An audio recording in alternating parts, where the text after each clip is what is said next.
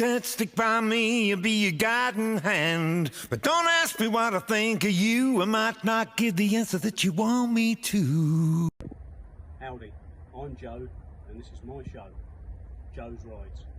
In these videos, myself and my glamorous assistant Caden will show you what we get up to in my workshop in town, repairing mostly Land Rovers, along with a few classic cars, hot rods, American cars, all sorts. We'll also do some videos from my workshops at home, where you will see some of my projects, more cars, bikes, hot rods, odds and sods, you name it. So if you like petrol, oil, dirt and beer, then tune in. If you're a bit woke, left wing, if you believe in climate change, or you're vegan, then fuck off! So it's Saturday morning again. Caden and I are here in the workshops at home, getting on with the Transit Mk3 supervan. We're on the tail end of the second storm here, so the weather outside is absolutely horrific. You may remember I took the carburettor off the Model A few weeks ago. Well, that's all back together now, and I was going to do a video of refitting that, connecting it all back up, and then setting up the timing of mixture.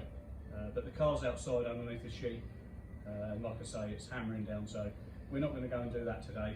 And also the broken drop glass from the passenger door, I dropped that into a mate of mine to cut me a new bit, but selfishly he's gone on holiday, so I haven't got that either. So probably just going to leave that for now, and we'll do a little video on that another day. So yeah, going to concentrate our efforts on the van again today. The bonnet was all done and ready to be primered, but unfortunately I did mention that huge Waxall explosion I had in the workshop here, which covered everything in Waxall, including this bonnet unfortunately. So I daren't do anything apart from sand this back down really. It's got Waxall on it, which I guess would have leached into some of the existing paint and primer on here, which might rear its ugly head as silicones if we leave it and don't do anything about it before priming and painting it. So we'll deal with that today, or Caden might deal with this I think. And also the van itself, again, is getting closer and closer to getting put in primer. This isn't really progressing as much as I'd have liked. I've been having a lot of fun all summer and not concentrating efforts on this. And also I'd normally come in here for an hour or so every night after work, but I've just had so much in the way of other things to do.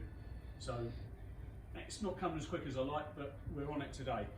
So also today I'm going to get Caden to go over the whole van with a finer abrasive, just to knock any nibs, dust, crap, anything else that's just lurking around off of it, and then we can sort of put that side of this to bed really. We won't bother blowing it off or degreasing it as yet, because that's going to be another day when we actually apply the primer. So left to do is that, which Caden's going to do today, which is just nib it all off, do something about this bonnet, and then we've still got the two doors, one of which we attacked the other day and found to have some rot in the bottom. So hopefully I'll get that in here today, weld those holes up, make a bit of progress on the back doors as well. Then they'll be bolted on loosely onto the van along with the bonnet, everything then cleaned down, degreased, blown off, and then we'll look at putting some primer on. But unfortunately that's not going to happen today. So we'll crack on. Okay, so we've gone over the whole of the van now with the 320 grit abrasive and just denibbed everything. We did find some more repairs along the way, so it was just as well we did. So those repairs have had some filler in them, and they're all good. So the whole of the van shell is now ready for primer. Caden spent some time this morning taking this bonnet back. We've got rid of all that accidental spill of Waxall, I hope. So we'll get this bolted back on, and then I will go and get one of the two doors from the workshop next door, bring that in here, and we'll carry out those welding repairs to the holes that we discovered when we was DAing those down last weekend. While I've got you, if anyone out there in the Ford Transit circles would happen to have any Mk3 V6 engine mounts, I'm looking for some. That would be for the Cologne style engine as opposed to the Essex style, although they may be the same, I don't know, I'm not particularly up on them. So yeah, some Cologne V6 style engine mounts for a Mk3 Transit really would be much appreciated if anyone's got any, if they could contact me, maybe leave me a link or a message in the comments, and we'll hook up. I've got cash waiting for those. So right, we'll get this bonnet on and then we'll get to work on that door. So we've ground back and cut out the corrosion in the two places on the bottom of this door. On that note, Caden's just sanding down the other door, and that looks now, in hindsight, that's going to need some similar work as well. But they're a lot better than the ones I've already got, so we'll continue with these. It's only a couple of small repairs. So yeah, I've cut these out square. I've made some little repair patches. For what it's worth, I've put some zinc primer on the back, which obviously some of that will get burnt off when I weld it in. But we've got some access down there to treat all this with wax oil after the repairs anyway. I've made these little patch repairs out of slightly thicker metal than the actual door skin itself, and then I can lean the welder towards the repair panel, which is slightly thicker than the door skin, in the hope that I won't go burning holes in there during the welding process, which I probably will anyway. So yeah, there's one for there, and then there's the other one, and they fit in there nice and snug. So I'll get those welded in, and then we'll get a flat disc on the grinder, smooth them off, and then the next process will be to put a skimmer filler across the bottom of those, and that's really the hard bit done on these doors. They still need a lot of work with the sander and finishing off, but yeah, we'll get that done, and that's another little tick. There we go, I've just welded in those two little repair patches into the bottom of the doors. I've dropped them in just below flush, which then leaves a sort of like a millimetre above the repair for the filler to go in. Obviously if the repair was proud at all, then it would make it more difficult to get this absolutely smooth. So there we go. So next thing is I'm just going to scurf off a bit more of this paint, and then I'll put a spread of filler all the way along this door, let's say sort of 4 inches up from the bottom, I guess, and then we'll knock that down with a sanding file with a 80 grit on initially. Okay. So another job we've got is this Land Rover 90 Defender. It's another Puma TDCI model and belongs to the son of a local farmer. So this one's here for a service, and it's also here for an MOT. So we'll make a few videos about how we go about checking various things for the MOT and what we do when we service one of these vehicles. So we've got the vehicle up in the air on our lift, and we're going to show you what we do when we do a service and a pre-MOT inspection. We won't do the whole service on the video because I don't think it'll be particularly interesting and it'll take a long time, but we'll just show you some of the things we address. So from the back here, Land Rovers are quite renowned for the chassis corroding, and I'm just having a look at the rear cross member and the rear chassis rails, and this is quite a late Defender as they go, and it's all in good order. You could do with a clean and a coat of wax oil in my opinion, but we'll speak to the owner about that. So rear anti-roll bar, these links here, quite common for these to get play in them, but these all seem to be fine. We've got the rear brake pipe running across the top of the axle here. These can be prone to rust, but this one all looks pretty good. And then we're going to have a look at the brake pads. The rear pads don't look bad at all. The disc appears to be in fairly good condition. And if you want to come along under here, Caden. And we'll have a look at the rear shock absorbers. Again, the bushes can be quite prone to wear, but they're all good and tight. Coil springs, no cracks, all seem to be in one piece. And the same on the other side. Again, the spring looks okay, the shock absorber bushes are okay. This rear half of the exhaust is all good. We're going to take this bung out of here and top up the rear axle. Make sure there's plenty of fluid in there. There are grease nipples on the prop shaft. There's one in each universal joint, and then you'll find one around here somewhere, which lubricates the sliding joint of the prop shaft. So we'll get those greased up. Land Rover Defenders and a lot of the Land Rover models have a transmission brake, which normally doesn't give a lot of problems. Sometimes the seal in the back of the transfer box can leak. and contaminate the shoes. This all looks dry down here, so my guess is that's all okay, but we'll probably adjust that up. The adjuster's on the back of the back plate round here. Up here, between this handbrake cable and the handbrake drum is the level bung for the transfer box. Again, we'll be topping that up. All Land Rovers leak oil, and this one's no exception. We've got some oil on the bottom of the transfer box there, so we'll definitely be topping that up as we go along. Moving forward, front prop shaft, same as the rear. We'll grease all the grease points on that. And also up on the side of the gearbox, there'll be a level bung there, and we'll get topping that up. Now my phone's ringing. Interestingly, it's important that when you top up the gearbox, manual gearbox on your Defender, that you use the right oil. We're going to put EP 80 or 90 in the rear axle, the transfer box, and the front axle, but none of the Defenders take EP 80 or 90 in the main gearbox. Some take ATF, MTF, so do your homework and find out what oil your particular gearbox takes. Up here we've got the oil filter. It's nice and easy to get out on a Puma Defender. We'll change that out. Top up this front axle. Looking at the front brakes, they're about half worn. So I'm going to ring the guy, the owner, and ask him if he wants me to change them out. The fact that they're not worn right down isn't really the issue.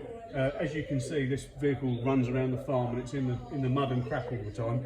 And as the brake pads wear, the brake caliper pistons become more and more exposed, and left to their own devices, they can get rusty and corroded and cause problems. So it's better to have good brake pads in, keeping the pistons back in the calipers, and that keeps them nice and clean and stops them from seizing up. This swivel housing is leaking slightly. That really is par for the course on one of these. I don't deem it bad enough yet to warrant replacing the seal, but we'll definitely top up this swivel housing. Brake disc is a little bit flaky on the edges, but there's plenty of meat on there, so hopefully just be a set of pads if it gives us the okay to do that. We'll check all these steering joints. This is the drop arm. This joint here is quite prone to wear and can be a royal pain in the arse to change. So we'll check those out along with the track rod heads and drag link ends. And then we'll go up top and have a look underneath the engine bay, and we'll let you know what we're doing on there. Okay, so Caden and I have been cracking on with the servicing of this Land Rover underneath. A couple more points. If you're doing one yourself, when you check your diff levels, your transfer box level, gearbox level, etc., etc., it's not bad practice to stick your finger in the hole and get some of the oil on the end of your finger and have a look at it. And what you should be seeing is a nice honey-coloured, clear fluid. If there's any metallic grey debris in there, then it's the start of a problem that you might be having. So when you're checking your oils, just put your finger in there, just have a look at it. It can give you some clues as to what's going on. Also checking these brake pipes that run along the side of the chassis. Again, these are fine.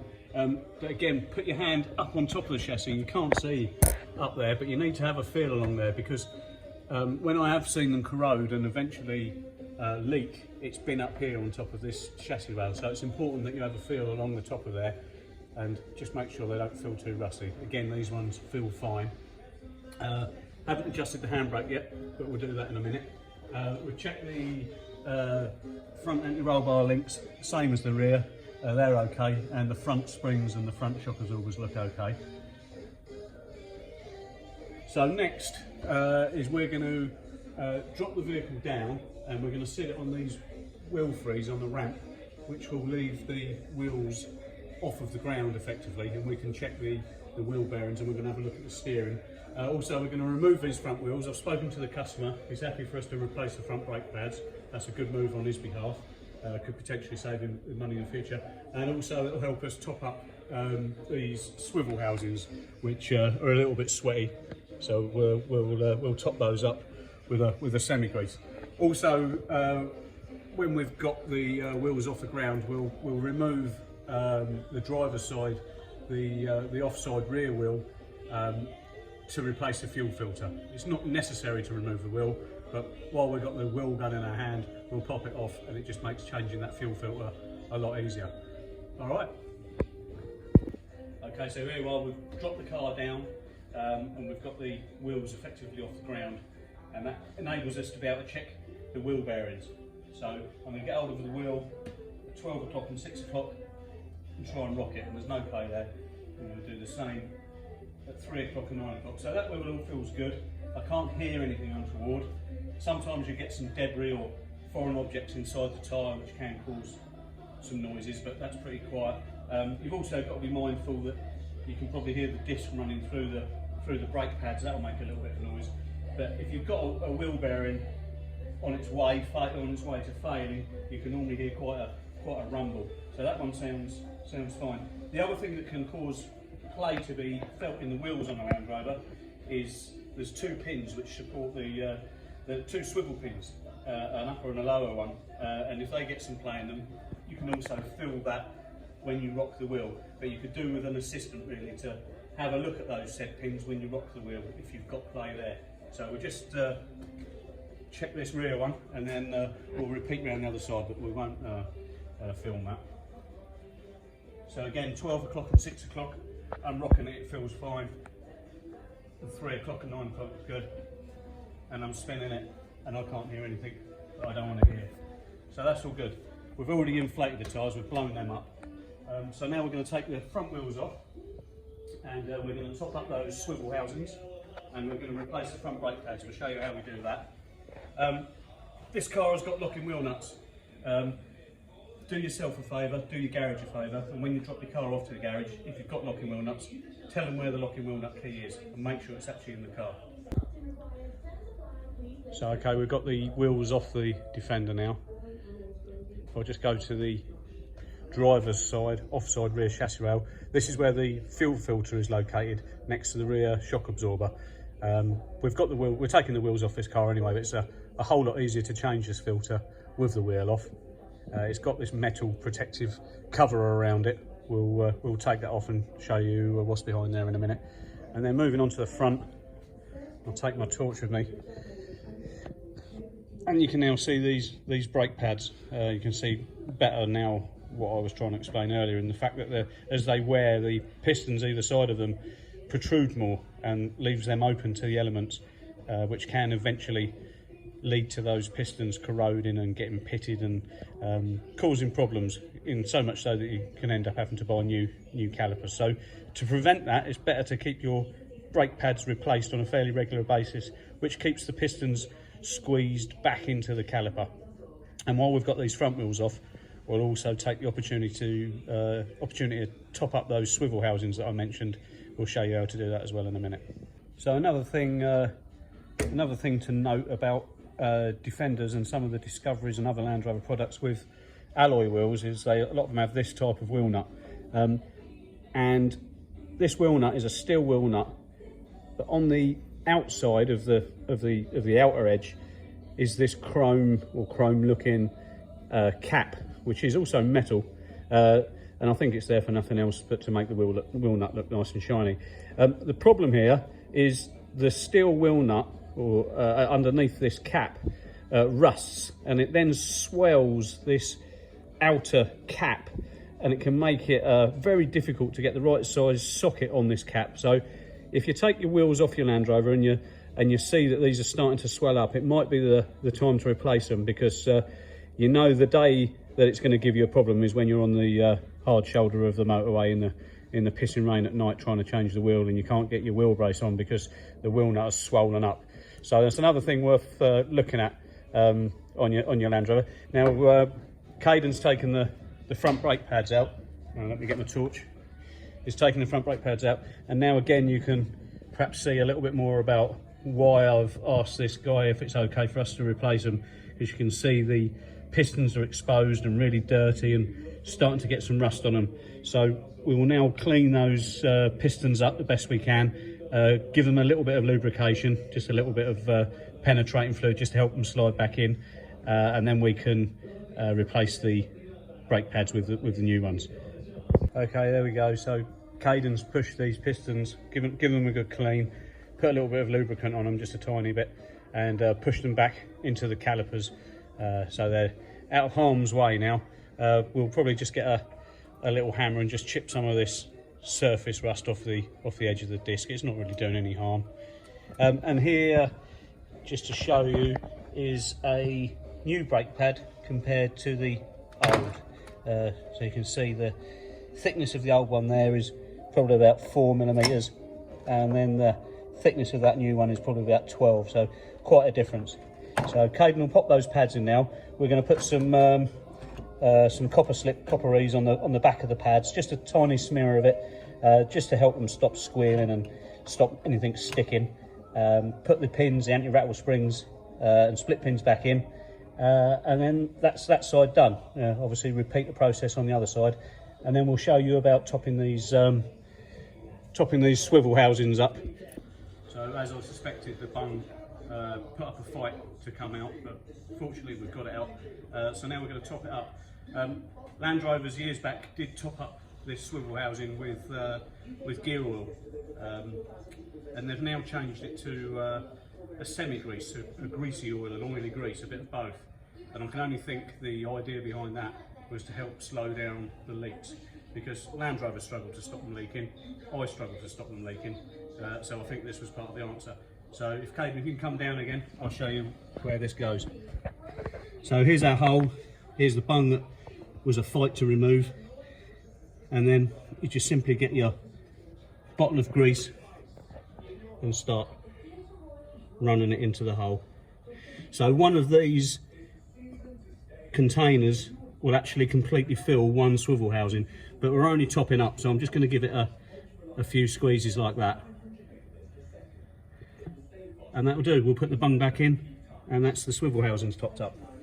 So we said earlier during the service we're going to change this fuel filter. We've taken the wheel off, which just makes it easier to get to. You don't have to, but we like an easy life, and we're taking the wheels off to do the brakes anyway. So we've got this protective shield, which has got a little twist lock on it, and then it drops off, revealing the fuel filter. I recommend you get yourself a tray or something to catch the diesel, because you are going to lose some diesel. And I also recommend that you fill your new fuel filter with fuel before you fit it, particularly on these TDCIs, because they just don't want to start afterwards.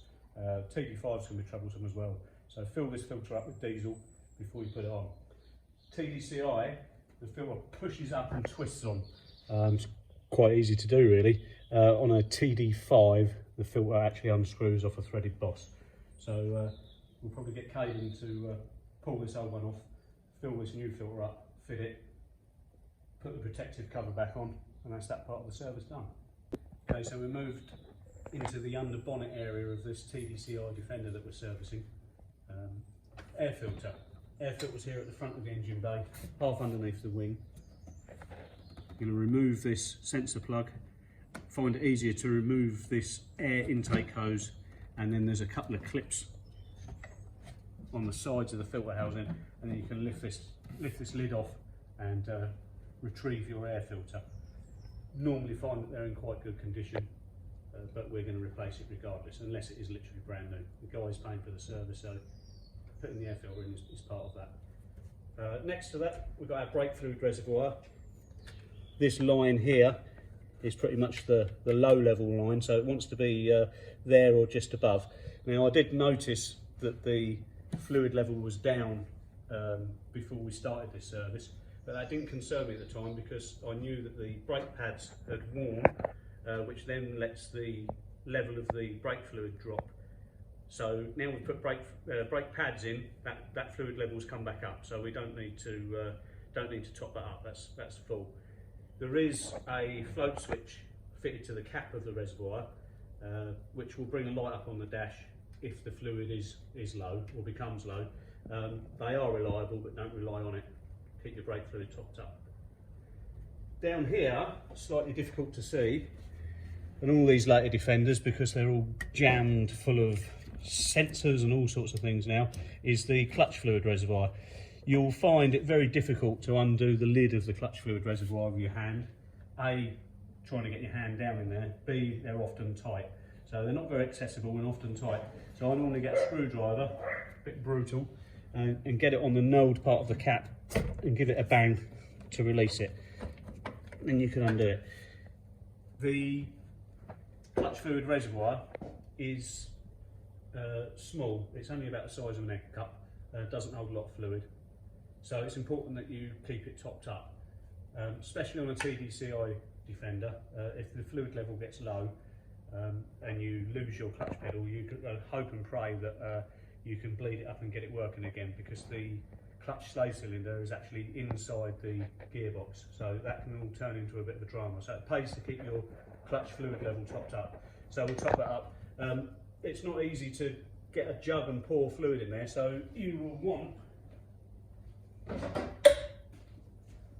something like a funnel like this, which you can put over the reservoir and tip some fluid in, tiny bit at a time. Like I say, it doesn't hold a lot. It's a very small reservoir. I might have called that a brake fluid reservoir at the beginning. It's not. It's the clutch fluid reservoir was what we're talking about.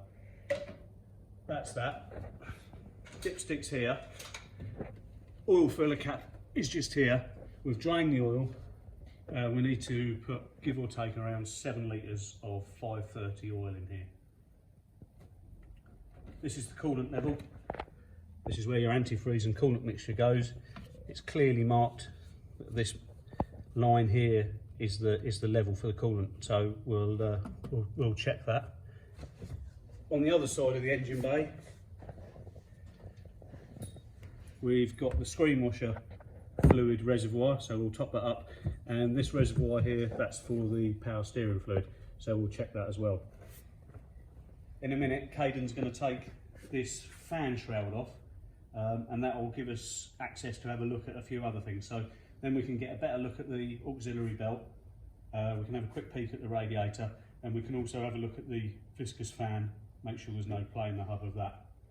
And that will conclude what we're doing underneath here. So just quickly, we've taken the fan cowling off of this TDCI Defender, and it just gives us a little opportunity to have a better look at the auxiliary belt, which looks fine. They're quite long-lived, these multi-V belts. No cam belt or anything like that to worry about on a TDCI. It's chain driven behind here in this timing chest. Viscous fan, just give it a wobble, see if you've got any play in the hub of the fan. None at all in that. And then you can just take the opportunity to just have a look over your radiator to make sure you've got no impending leaks. So there you go. For the sake of just undoing 6 screws, you can take the cowling off and gain access to this area and just check everything's all right. Okay, so we're nearing the end of the service and pre-MOT inspection on this Defender. One of the last things we do is check the lights. Obviously all the lights need to work for your MOT. The reverse light doesn't need to work for MOT. I say that, it does after 2009 I think, so you can bear that in mind. Arguable and debatable whether that's a safety item or not, but we won't go into that. But it might as well, if you've got it fitted, it might as well work, eh? Other thing, just briefly, on the back of Defenders, the number plate light is not very good quality. Most of the time I look at them, they're not working, so just be mindful that needs to work for MOT, otherwise you'll be coming away with a fail sheet, unfortunately. Okay, now we're going to go around the front, have a good look at the steering. So here we are, we've got the Defender up in the air a little bit. Now we're going to check the steering joints and steering components, and really you do need an assistant to do this. The guy down the MOT station, your MOT station, he'll probably put the vehicle on what we call shaker plates, which will actually move these wheels left and right, shake the steering, so you can see if there's any play in any of the components. Main things we're looking for are play and ball joints really. This here, this arm is the drop arm, and that's directly connected to the steering box, which is then connected to the steering column, which is then connected to the steering wheel. So aside from a couple of universal joints on the steering column, this here is really the first joint as such underneath the car in the steering system. This joint here, when it wears, and they often do, can be a real pig to sort out and rectify. I'll come back to why that is the case. Then the rest of the, unfortunately, we've got steering guard on there, which gets in the way a little bit of seeing. If we come around this side, this is the other end of the rod, which is connected to the drop arm. This is what we call the drag link, and this has got a conventional ball joint in there, easy enough to replace if they're not seized. And behind the axle, you can just see in the torch beam there, is the track rod, and again that has identical ball joints on the end of them. So really you've got 4 main ball joints underneath the car that you need to check, and as I've said, ideally you need an assistant just to give that steering wheel a bit of a wriggle for you as you inspect them, to see if there's any excess play in them. So I said we'll have a quick chat about the ball joints on your Defender, and we have some here. So this is the drop arm that is connected to the steering box. And in the end of this drop arm is this ball joint, and this ball joint is quite prone to wear. We do have a lot of trouble with these here at the workshop. Normally what happens is this boot will lift up or split, then rainwater, dirt, etc. will get in there, and this ball joint then eventually wears out and it has to be replaced, and that's where the problem begins. On the bottom there is a circlip which you can remove, and then you can take all the bits of the ball joint out, and then you can get a kit very cheaply to replace what comes out of there. Now, to put this kit into this ball joint with this drop arm still attached to the vehicle is a mission, to say the least. I do them, they're not fun and make me swear, but it can be done. The next option you have is to take this drop arm off of the vehicle and put this kit into this drop arm on a bench using a vise, which makes things a lot easier. The problem begins when you want to take this drop arm off of the vehicle. It's held on with a nut and a lock washer, but it will very rarely just come off. You need a heck of a puller with a lot of force to pull this ball joint off of the tapered spline that it sits on. I also find that if a drop arm has had one of these ball joint kits fitted in it more than once, quite often the drop arm itself is worn, and you'll fit this top race for the ball and in there, and you'll find that the race is loose in there. That's game over, so then you're going to have to replace the drop arm regardless. So the options is you fit a kit with the arm on the vehicle and have a struggle, or you attempt to get the arm off the vehicle, and like I say, you need a real heavy duty puller to get that off. Sometimes actually I have seen these loose, not very often, but sometimes these are loose on the spline of the steering box. So that's another thing to have a quick look at when you're checking your steering. Make sure this arm is actually tight. But normally it's the other way around, and it just doesn't want to come off. I've had horrendous battles with them in the past. I would suggest that when you get this arm off, and that's the best thing to do, forget about the kit and just buy yourself a complete new arm. They're relatively inexpensive now, and once the battle of getting it off is won, then it's probably the best way to go. This ball joint is the ball joint that you'll find on each end of your track rod and on the other end of the drag link. Just a conventional ball joint, much like any other car ball joint. Also known as track rod ends, drag link ends. When you replace these on your Land Rover, be mindful that there's left and right hand thread ones depending on which side of the car you're replacing. So don't go ordering until you know which thread you need, whether that be left or right hand thread. The best thing Land Rover ever did was years ago when they brought out the Discovery, the first Discoveries, the Discovery ones. And the Discovery ones had this drop arm fitted on an identical steering box to the Defender. They was all pretty much the same. This drop arm just has a tapered hole in the end, and a conventional ball joint fits in there. Ever so easy to replace the ball joint. Simple. Don't know why they ever went to this. It's just a ball's ache. So a little thing you can do with a Defender, if you can find yourself an old Discovery 1 drop arm like this and the drag link assembly, you can fit that on your Defender and you'll never have to deal with this horrible ball joint there. So that was my talk on ball joints. I think I'm turning into a bit of a geek. Okay, so we've just checked all the lights, there's no problems there, and we've just checked that the windscreen wipers and washers work. Both wipers need to be in good condition, the blades themselves are no splits, and you want to make sure that your washers are hitting both sides of the windscreen. Other thing to check, and your MOT man will check it, is your seat belts. Defenders have a little bit of a problem in that the seat belt often stays there around the door striker, and then the door gets shut and they start getting frayed. That's been happening on here, or either that or it's been rubbing on the striker. That's not excessive at all, that won't be a problem down the MOT, but I've seen them a lot worse than that, and again, your MOT man will look at that, and if he deems that that's got too much wear, then that could be a reason for a failure. So check your seat belts, and then just check obviously that they plug in and stay plugged in.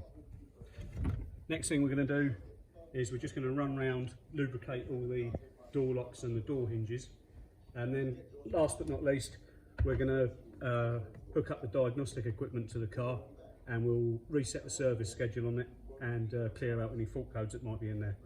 Okay, so I've just been around the vehicle lubricating all the door locks and all the door hinges, and I found something really common on Defenders, which I think is crap, and I'll have a talk about them some other time. But it's these door hinges. They don't last very long, and if you look at this bottom one here, it's really worn out. The downside of that is then effectively the door drops slightly, and then it can take its toll on the door latch itself. And the door latches on these for a good quality one, which is a genuine Land Rover one, which is the only one worth having, are quite expensive. So have a look at your door hinges, and if you've got play in them like that, change them out. It'll be cheaper in the long run. Okay, I forgot to mention something very important when we were changing the brake pads. I'm just waiting for this machine to reset the service indicator on this car, and it just occurred to me, when you've changed your brake pads, or done any brake work for that matter, but particularly when you change your brake pads, before you go off and drive the car, for God's sake, make sure that you press the brake pedal repeatedly, and this will push the pistons and the calipers out against the pads and then against the disc. If you don't, then when you drive off the road, up the road, the first time you hit the, it could be off the road actually, but the first time you hit the brakes, you won't have any, won't have any brakes to speak of. The pedal will pretty much go to the floor. So, any brake work, before you go down the road, pump up the brakes, make sure they're there. So we've finished doing the service and the pre-MOT inspection on this TDCI Defender. Hope you got a few tips and learned a few bits and bobs there. By no means was it a comprehensive video of everything that we do and everything that we check on one of these when we service it and carry out a pre-MOT inspection. But that would have been quite a long, boring, tedious video, I think. So it only leaves me now really to take this car down to our local MOT station. I'm fairly confident it will pass. Everything that they check there, we've checked during the course of the service and the inspection. It's a good idea, if you can, to tie in your service and MOT together on your Land Rover or any vehicle for that matter, because most of the things which get checked on an MOT, a good garage will check when they do service. So it might save you a couple of free trips to the garage over the course of a year if you can tie them both in together. And your garage will thank you for it as well. It makes everyone's life easier. Not always easy to do, but it's a good thing if you can. So there we go. I'm going to head off now to the MOT. I'll be about an hour and come back and we'll let you know how I got on. 1 hour later.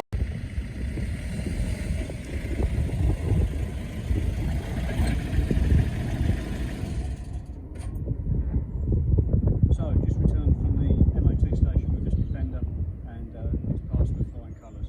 So this guy should be good to go for another year now, hopefully. There we go, 12 months MOT. So as I said earlier in this video, a couple of things I'll mention to him when he picks the car up is, one, I'm going to recommend to him that the underside of this vehicle is extensively cleaned and protected with a product, maybe something like Waxall. It's a working vehicle, it's got a nice chassis, but it won't remain that way indefinitely. So that's another good thing I think to do.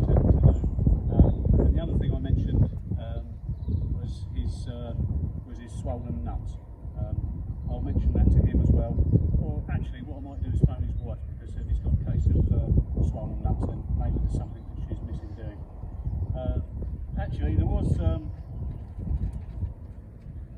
one small advisory note on the MOT which I forgot to tell you about, and I'll show that to you now. And that concludes this video of the service and pre-MOT defect for TDCI.